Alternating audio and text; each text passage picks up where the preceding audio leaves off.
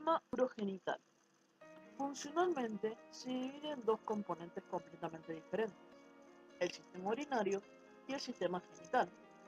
Según su embriología y anatomía, están completamente relacionados.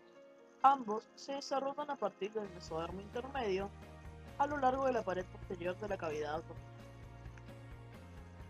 Formación del sistema urinario. Durante la vida intrauterina se forman tres órganos renales: los pronefros, mesonefros y metanefros. Pronefros comienzan a notarse a inicios de la cuarta semana y hacia finales de la misma se degenera y todos sus indicios desaparecen. Mesonefros procede del mesodermo intermedio de los segmentos torácico superior y lumbar superior. Durante la regresión del sistema pronéfrico aparecen los primeros túbulos excretores del mesonefro. Alrededor del groméluro, los túbulos forman la cápsula de Bowman y juntos constituyen un corpúsculo renal. Lateralmente, el túbulo se introduce en el conducto de Wolff. Mesonefros, o también conocido como riñón permanente, aparece en la quinta semana.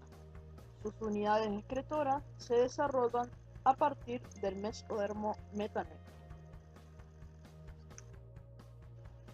Sistema colector. Los conductos colectores se desarrollan a partir de la yema uretral. Esta penetra en el tejido metanéfrico. Después se dilata formando la pelvis renal y se divide en las partes craneal y caudal, los futuros cálices mayores. Cada cáliz forma dos yemas nuevas. Estas siguen subdividiéndose en túbulos. Estos túbulos, principalmente los de segundo orden, se agrandan, absorben a la tercera y a la cuarta generación y forman los cálices menores. Después, la yema uretral va a originar el uréter y la pelvis renal nos va a originar los cálices mayores y menores y de 1 a 3 millones de túbulos colectores. Vejiga y uretra. De la cuarta a la séptima semana, la cloaca se divide anteriormente en el seno urogenital, posteriormente en el conducto anal. En el medio de estas dos partes encontramos el tabique urorectal. En el seno urogenital encontramos tres partes. Superior, la vejiga urinaria, que se continúa con el alantoides. Cuando la luz de esta se oblitera, el uraco se mantiene. En el adulto forma el ligamento umbilical medio, una parte medial, que va a ser la parte pélvica del seno urogenital, que en el sexo masculino va a originar las partes prostáticas y membranosas de la uretra. Y por último, inferiormente, la parte fálica.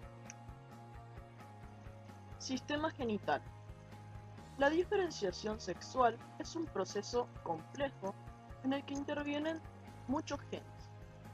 La clave es el cromosoma Y, que contiene el gen que determinará la formación de los testículos, llamado gen SRY.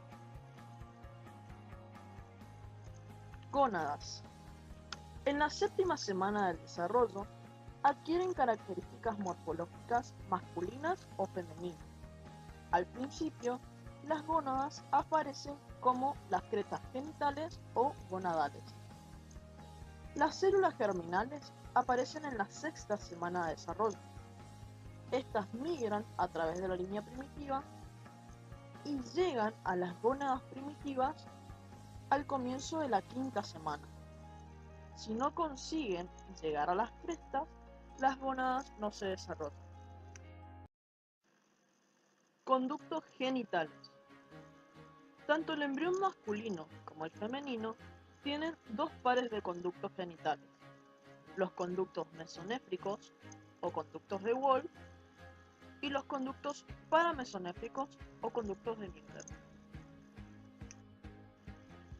Genitales externos. Durante la tercera semana del desarrollo se forman los pliegues cloacales. Cranealmente, estos se unen y forman el tubérculo genital. Caudalmente se dividen en pliegues uretrales en posición anterior y en pliegues anales en posición posterior. Las protuberancias genitales se hacen visibles a cada lado de los pliegues uretrales. Sistema genital masculino.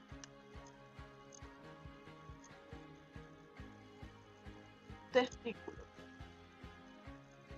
Los cordones sexuales primitivos se introducen en la médula para formar el testículo, o también conocidos como cordones medulares. Los cordones se dividen y originan los túbulos de la red testicular. La túnica albuginea los separa del epitelio superficial. En el cuarto mes adquieren forma de herradura y se componen de células germinales primitivas y de células desertoras. Entre los cordones encontramos también las células intersticiales de Leydig, que hacia la octava semana comienzan a secretar testosterona. Los cordones son sólidos hasta la pubertad, momento en el que forman los túbulos seminíferos. Estos se unen a los túbulos de la red testicular y se introducen en los conductillos eferentes, que a su vez se unen a la red testicular y al conducto de Wolf y se convierten en el conducto deferente. Conductos genitales. A medida que el mesonefro evoluciona, los túbulos epigenitales establecen contacto con la red testicular y forman los conductidos eferentes del testículo. El apéndice del epidídimo y los conductos mesonéfricos forman los principales conductos genitales. Los conductos mesonéfricos se alargan y forman el epidídimo. Genitales externos. El desarrollo depende de los andrógenos, secretados por los testículos fetales, y se caracteriza por un rápido alargamiento del tubérculo genital, llamado falo.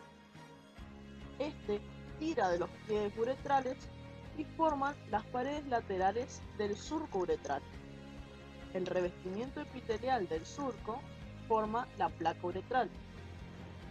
Al final del tercer mes, los dos pliegues uretrales se cierran y forman la uretra peniana.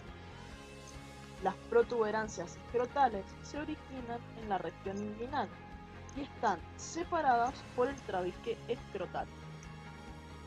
Descenso de los testículos. Hacia el final del segundo mes, el mesenterio urogenital une el testículo y el mesonefro a la pared abdominal posterior. Con la degeneración del mesonefro, la unión actúa como mesenterio para la gónada y se conoce como ligamento genital caudal, donde también encontramos el gubernáculo. Los testículos alcanzan la región inguinal aproximadamente a las 12 semanas de gestación. Migran a través del conducto inguinal a las 28 semanas y alcanzan el escroto a las 33 semanas. Independientemente de esto, el peritoneo de la cavidad abdominal forma el proceso vaginal. Este, junto con las capas musculares y faciales de la pared del cuerpo, forman el conducto inguinal. Sistema genital femenino. Ovarios. Los cordones sexuales primitivos se disocian en grupos de células irregulares. Estas contienen células germinales primitivas que ocupan la parte medular del ovario. Más tarde desaparecen y son sustituidos por un estroma vascular que forma la médula ovárica. El epitelio superficial, en la séptima semana, origina una segunda generación de cordones. conocidos como los cordones corticales. Durante el tercer mes, las células siguen proliferando y rodean cada ovogonio con una capa de células foliculares. El ovogonio y las células foliculares constituyen un folículo primario. Conductos genitales. Los conductos paramesonétricos se convierten en los principales conductos femeninos. En un principio, puede identificarse en cada conducto tres partes. Una parte vertical craneal que se abre en la cavidad abdominal, una parte horizontal que atraviesa el conducto mesonéfrico y una parte vertical caudal que se fusiona con la del lado opuesto. Al descender el ovario, los primeros dos partes forman las trompas de falopio y las partes caudales forman la cavidad uterina. Una vez que los conductos se fusionaron en la línea media, se forma el ligamento ancho del útero. El útero y los ligamentos anchos dividen la cavidad pélvica en la bolsa rectouterina y la bolsa uterovesical. Los conductos paramesonéficos fusionados forman el cuerpo y el cuello del útero.